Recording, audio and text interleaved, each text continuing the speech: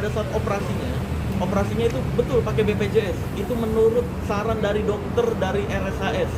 Karena biar saya yang nggak bingung, dokternya nggak bingung, biar ini bisa terlaksana maksimal, katanya pakai BPJS aja. Sejujurnya saya pakai nama pesulap merah agar BPJS-nya bisa maksimal tuh, prosesnya bisa lebih cepat. Karena kalau pakai dana saya pribadi, saya tanya nih, ini dananya berapa total perkiraan operasi? Perkiraan operasi pengangkatan kanker dan operasi bedah plastik, perkiraannya 150 juta. 150 juta, saya tanya lagi, 150 juta udah hasil ending atau ada kemungkinan lebih?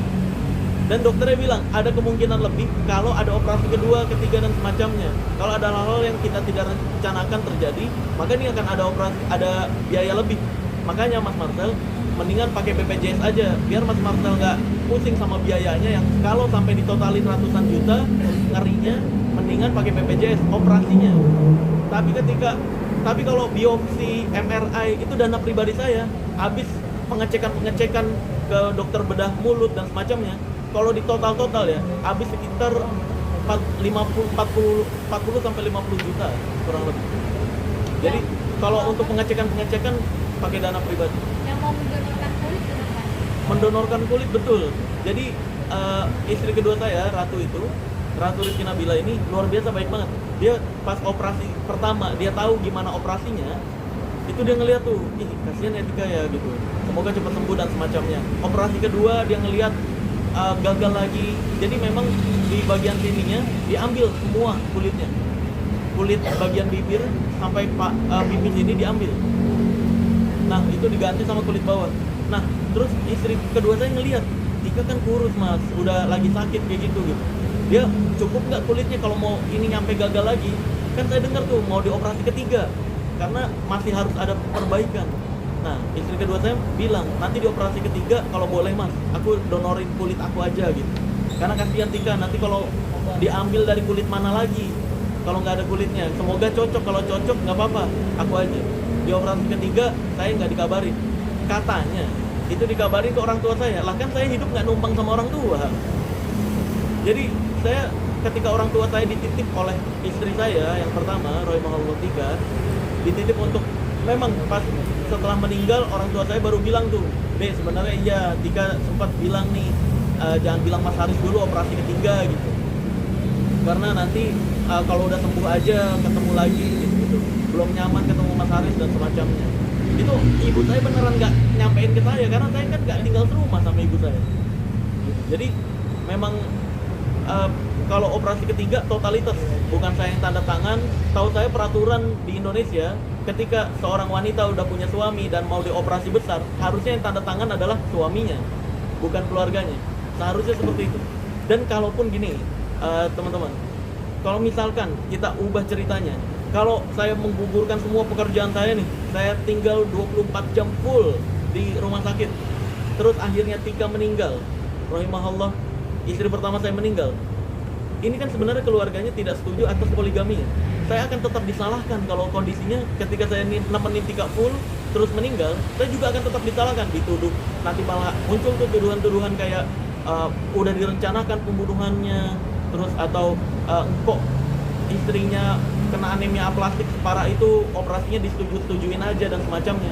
Sebenarnya kalau saya pribadi, saya juga bisa menyalahkan, saya juga bisa mengkambing hitamkan keluarganya kalau mau mengkambing hitamkan. Kenapa kok asal setuju aja? Nggak ngelihat kondisi Tika yang anemia aplastik itu, penyembuhan lukanya itu tidak bisa sembuh secara cepat atau seperti orang pada umumnya. Dia akan lebih lama penyembuhan lukanya di tubuhnya karena anemia aplastik itu. Nah, kalau mau main salah-salahan, ya mencari kambing hitam bisa-bisa aja. Cuma kondisinya udah seperti itu, takdirnya sudah seperti itu. Makanya saya lebih memilih ya udah terima aja. Mau sebaik apapun penanganannya, kalau takdir istri pertama saya rahimahullah Tika meninggal pada saat itu, mau bagaimanapun waktunya udah habis, ya udah habis. Makanya nggak ada yang bisa disalahkan. Udah takdirnya seperti itu. Dan ustadz-ustadz dari circle saya juga bilang, kan udah pada tahu istri pertama saya itu sakit-sakitan dari dulu. Mereka bilang dengan menenangkan saya dengan bilang kayak gini, ini kondisi dari Tika yang terbaik karena dia udah nggak bolak-balik rumah sakit lagi, udah nggak perlu ngerasain infus lagi, udah nggak perlu ngerasain nambah darah lagi dan semacamnya. Jadi memang sabar aja, terima semua keputusan dari Allah Azza wa Jal gitu. Jadi untuk menenangkan saya itu ustadz-ustadz di circle saya juga memang bilang ini adalah kondisi yang terbaik.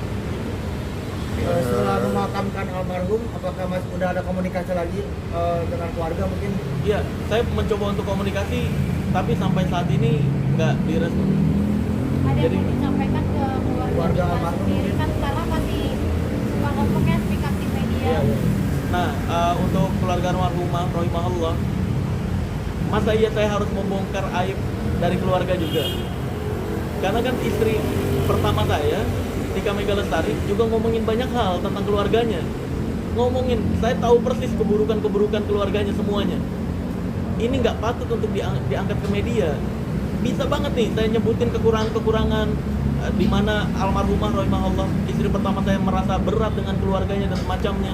Saya bisa jelasin secara detail satu persatu. Masa iya saya harus ngomongin aib dari keluarga istri saya sendiri gitu. Nah, maka dari itu coba ya saya turut berduka cita juga, pasti sedih banget. Dan mohon maaf juga kalau misalkan saya nggak bisa jadi suami yang versi yang diharapkan. Tapi insya Allah saya melakukan semuanya, kewajibannya tanpa ada yang kurang selama saya jadi suami. Semua kewajiban dari mulai waktu, terus juga saya nggak terima dibilang yang biaya biopsi katanya itu saya minta balik katanya. Ya, ada tuduhan gitu kan? Iya, ada. Ya, ada tuduhan katanya saya minta balik ke istri saya. Sumpah demi Allah Azza wa Jal, saya nggak pernah meminta balik apa yang sudah jadi kewajiban saya sebagai suami. Semua yang saya keluarkan untuk pengobatan, untuk obat berobat, Ratu juga sakit-sakitan sama. Semua pengobatan nggak pernah saya minta tarik lagi, enggak. Saya juga nggak tahu tuh apakah terjadi miskomunikasi antara istri pertama saya dengan ibunya, atau memang itu sebenarnya nggak pernah diomongin, karena memang nggak pernah saya minta ganti lagi. Allahu Akbar. Kalau nggak sekalian aja, kalau mau nyebar tuduhan, umroh itu biayanya lebih mahal. Pas saya umrohin si keluarga itu lebih mahal. Gitu, nggak sekalian bilang umroh minta ganti juga gitu. Enggak. Umroh, biaya berobat yang jadi kewajiban saya itu nggak pernah saya minta balik lagi, enggak. Emang udah bagian dari kewajiban. Kalau memang ada buktinya saya minta balik lagi, bolehlah ditampilin lah. Bakal ngambil langkah hukum nggak? Apa? Kalau ngambil langkah hukum nggak sih bang? Abang nggak usah. Ngambil enggak sih, karena saya tujuan saya pengen membuat istri pertama saya itu tenang. Udah cukup dia ngerasain sakit, udah cukup lah dia ngerasain banyak penyakit pada saat dia hidup. Ini udah meninggal, kok malah dibuat huru hara, itu yang saya sesalin. Terus dibilangnya pesulap merah bilang pengen istrinya tenang, tapi kok dia bahas terus di media. Sumpah demi Allah Azza wa Jal, teman-teman bisa cek sendiri di Instagram saya, yang ngebahas istri saya cuma ada 3 postingan. Itu pun meminta untuk doa terbaik untuk istri saya, Tika Mega Lestari. Nah, kita lihat siapa yang memposting huru hara ini secara terus menerus, ya kan? Bisa dilihat sendiri lah, cek sendiri siapa yang membuat huru hara ini, siapa yang posting berkali-kali, berpuluh-puluh kali. Bukan saya cuma 3. Saya sebagai suaminya cuma 3. Makanya tujuan saya beneran pengen membuat istri pertama saya, rahimahullah, tenang di alam kuburnya, dilapangkan kuburnya. Nggak enak di kondisi hidup dia udah ngerasain sakitan, masa di kondisi meninggal ngelihat keluarganya sama suaminya berantem gitu. Jadi saya udah mencoba untuk jalur etikat baik, keluarga saya juga udah coba untuk ngobrol ke sana untuk nyambung komunikasi, nyatanya tidak diterima dengan sopan, dengan etika. Akhirnya ya udah, dari situ saya sampai saat ini tetap masih mencoba untuk kontak, cuma 2 hari, 3 hari, 4 hari belum ada balasan, mungkin sibuk juga. Saya masih berpikiran baik aja, semoga ada etikat baik lah ngomongin ke keluarga. Oke, Bang Farzal, sorry nih biar nggak terjadi huru hara lagi.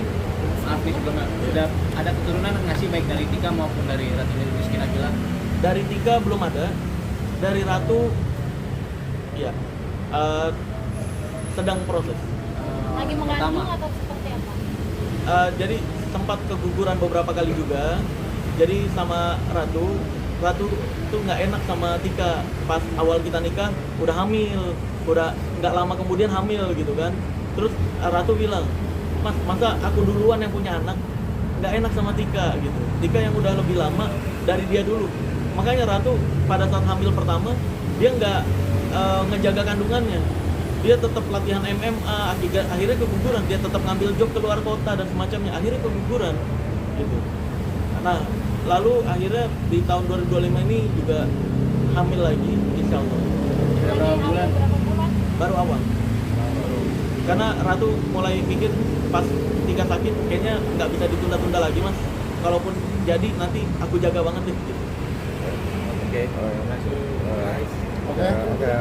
Makasih ya bang. Ya.